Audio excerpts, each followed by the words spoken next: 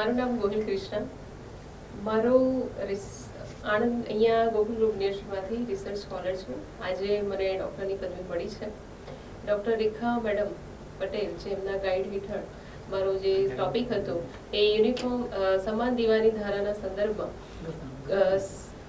વૈયક્તિક કાયદાઓ ઉપર થતી સામાજિક અને કાનૂની અસરોનો ગુજરાત રાજ્યના સંદર્ભમાં અભ્યાસ.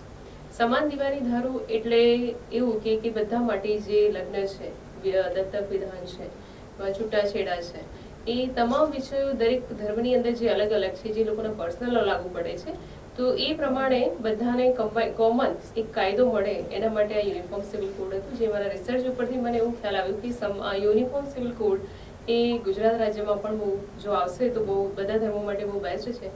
પણ મારું રિસર્ચ એવું પણ ક્યાંક કહે છે ને, જે એડવોકેટ અને જે રિસર્ચની જે ડેટા કલેક્શન કર્યું હતું એના આધારે એવું લાગે છે કે એ લોકો એવું કહે છે કે આ પર્સનલ લોની મેટર છે, તો જે સમાન દીવાની ધારો જે છે આમ ઇમ્પોર્ટન્ટ નથી. મારું વિશ્લેષણ એવું કહે છે.